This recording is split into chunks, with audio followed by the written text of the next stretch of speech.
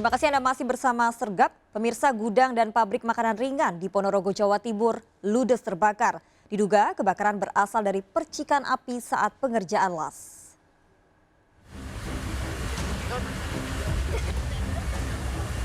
Kobaran api meludeskan gudang dan pabrik makanan ringan di Desa Tajuk, Kecamatan Siman, Ponorogo, Jawa Timur. Angin berhembus kencang membuat api mudah menjalar dan meludeskan seluruh isi bangunan gudang dan pabrik. Meski telah mengerahkan 2 mobil pemadam, api sulit dilokalisir karena gudang dan pabrik menyimpan bahan mudah terbakar seperti makanan ringan dan minyak. Dugaan sementara sumber api berasal dari pengerjaan pengelasan rak etalase di gudang. Saat itu 40 pekerja sempat memadamkan api dengan mengguyur air. Akan tetapi titik api yang tidak diketahui letaknya membuat bangunan gudang dan pabrik justru terkepung asap pekat. Tapi ya istilahnya enggak seberapa, enggak tahu ngebul gitu. Ngebul dicari titik apinya belum ketemu, di duda enggak ketemu. Terus karyawan semuanya datang toh, karyawan semua datang bantu dicari sambil guyur air. Pangga enggak ketemu, ketika diguyur kelihatannya asapnya tambah banyak. Untuk mengantisipasi api kembali menyala, petugas bersama warga bersiaga di sekitar lokasi gudang dan pabrik yang terbakar. Dari Ponorogo, Jawa Timur, Ahmad Subahi, iNews melaporkan. 2 mobil berkejaran hingga salah satunya terguling di Jalan Trans Sulawesi. Warga menduga pengejaran terkait masalah keluarga. Diduga seorang wanita mengejar suaminya yang berkendara bersama selingkuhannya.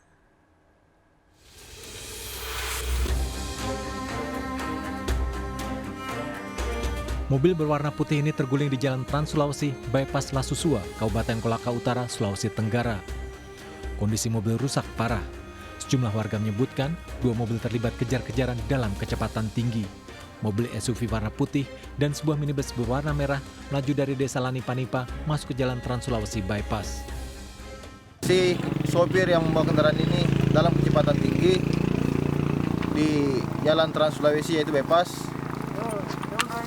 Namun mendekati tikungan, dia tidak mampu mengendalikan kendaraannya sehingga terguling menabrak tanggul.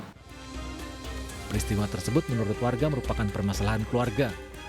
Mobil putih yang dikendarai seorang pria dan wanita diduga dikejar minibus merah yang dikendarai istri pria tersebut. Sang istri diduga mengejar suami yang tengah bersama selingkuhannya.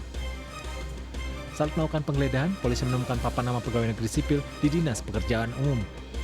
Polisi juga menemukan 2 pasang plat nomor berbeda di dalam mobil. Dari Kabupaten Kolaka Utara, Sulawesi Tenggara, Israel Yanas melaporkan. Pemirsa, kepergok mencopet seorang pria diamuk warga. Korban berteriak setelah handphone di saku celananya diambil orang.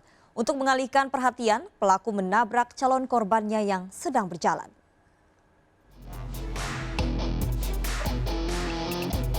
Iswanto terus dikejar dan diamuk massa di Pasar Sayangan 16 Ilir, Palembang setelah kepergok mencopet HP milik warga. Polisi yang mendapat laporan warga membubarkan massa dan membawa Iswanto untuk menjalani pemeriksaan. Namun Iswanto masih dikejar warga dan berupaya memukulnya. Iswanto ditangkap warga setelah korbannya berteriak karena HP-nya di saku celana diambil pelaku. Tadi langsung nagih HP-nya kan, yo ketahuan langsung noleh. Ya HP-nya nyampak ketahuan langsung kami jaga copet dan langsung lagi. Itu HP siapa itu? HP Sulaiman. Iswanto mengaku baru sekali mencopet, namun mengaku telah menggiring calon korbannya. Sehingga ada kesempatan pura-pura menabrak untuk mengalihkan perhatian. Tombor. Memang dia kau nak nebeknya ya? Lah kau target ke dia. Mungkin kau bisa tombor itu, lah kau tombor memang. Tak tembek barang itu kan? Iya, Pak. Dari mana kau mulai ngawasi dia? Tunggu di jalan, Pak. Dari mana mulai? Pas ketemu di jalan, Pak. Iya, di mana pertama ketemu? Di Sayang, Pak. Diduga pelaku telah berulang kali beraksi. Kini pelaku masih menjalani pemeriksaan di kantor polisi. Dari Palembang, Sumatera Selatan, Guntur, iNews melaporkan. Pemirsa, 3 ibu rumah tangga satu keluarga ditangkap polisi karena melakukan penipuan. Pelaku menghipnotis korbannya dan menggasak uang serta puluhan gram emas.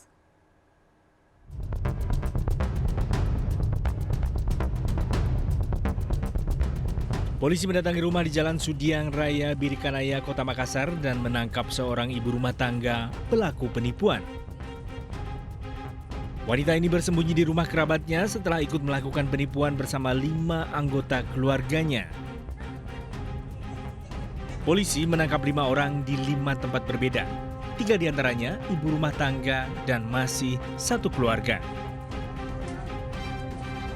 Komplotan penipu dengan hipnotis ini dilaporkan beberapa warga yang telah menyerahkan emas dan uang kepada para pelaku. Kepada polisi, para pelaku mengaku menipu korban dengan dalih untuk sumbangan serta menukar tas yang dikatakan berasal dari pemerintah Arab Saudi. Iya, modus tak bagaimana cara? Menyumbang. Hipnotis orang. Cuma saya tanya bilang mau ini, bapak menyumbang di masjid. Iya, hipnotis namanya. Oh iya. Kita hipnotis orang. Kita pura-pura bilang ada sumbangan begini-begini. Iya, dari Arab Saudi. Baru kita kasih tas isinya kertas. Iya. Mas. Iya. Ada berapa gram? 20 lebih. 20 gram lebih. Berapa kita jualkan? Ada 27 waktu ini. Para pelaku terakhir menipu warga Talo, Makassar dan membawa kabur emas 25 gram serta uang puluhan juta rupiah. Kelima pelaku masih menjalani pemeriksaan di kantor polisi sementara 1 orang kini buron. Dari Makassar, Sulawesi Selatan, Muhammad Nurbone, iNews melaporkan. Aksi kejahatan memanfaatkan momen pandemi COVID-19 tak hanya penipuan. Polisi menangkap 2 pria melakukan pemerasan dan pemalakan berkedok sumbangan bantuan penanganan COVID-19. Pelaku tak berkutik saat memeras pemilik toko yang ternyata seorang polisi.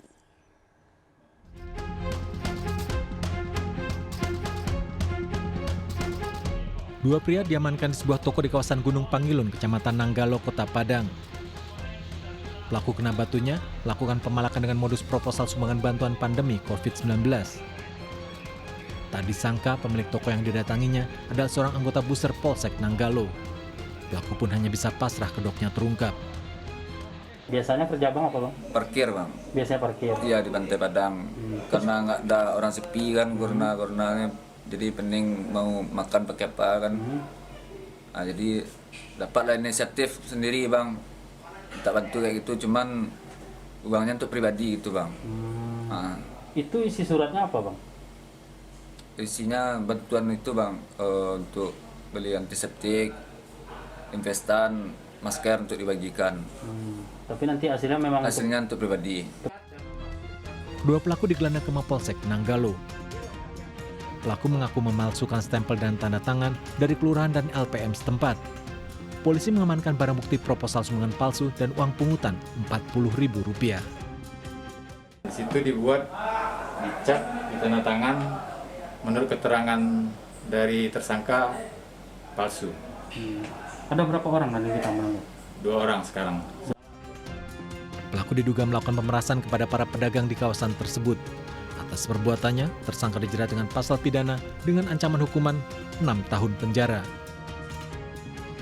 Dari Padang, Sumatera Barat, Budi Sunandar, iNews melaporkan. Pemirsa, usai dibebaskan, seorang narapidana wanita yang mendapat program asimilasi di Malang, Jawa Timur melangsungkan pernikahan. Petugas lapas, polisi dan TNI mendatangi para narapidana asimilasi untuk memastikan tetap berada di rumah menghindari penyebaran COVID-19.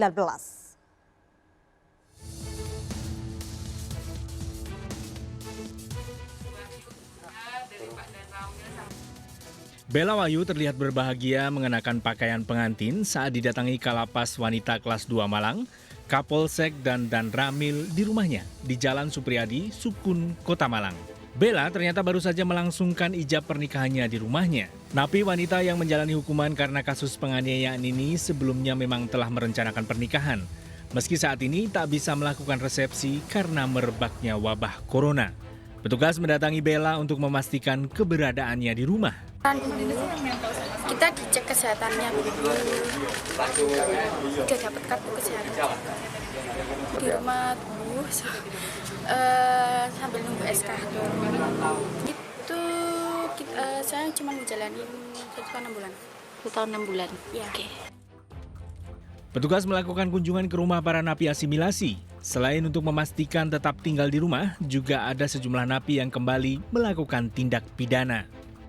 Memastikan bahwa memang menjalani asimilasi di rumah sesuai dengan yang dalam surat pernyataannya yang telah dia sampaikan, juga sesuai dengan menjaga sikap, menjaga perilaku, tidak lagi melakukan tindak pidana atau tindak pelanggaran hukum.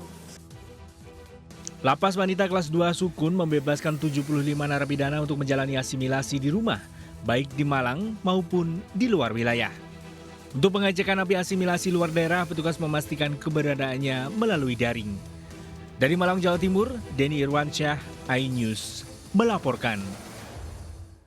Seorang remaja terekam CCTV saat mencuri kotak amal masjid berisi uang sekitar 1 juta rupiah.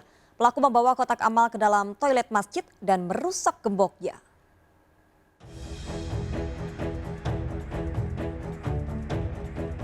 Dalam rekaman CCTV terlihat seorang remaja mencuri kotak infak yang ada di depan toilet sebuah masjid di Desa Loba Pekan, Asahan.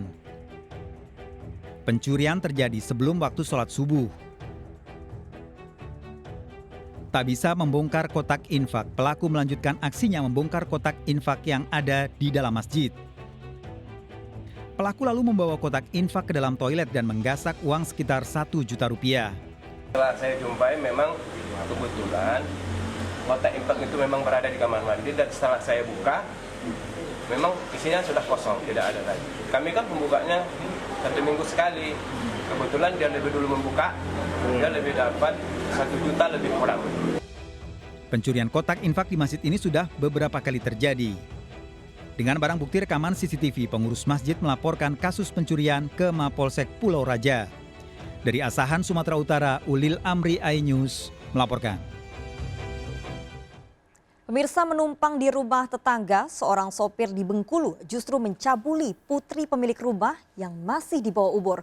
Korban dibujuk dengan diajak bermain game di handphone. Pelaku ternyata pernah dipergoki warga memiliki kelainan seksual dengan hewan.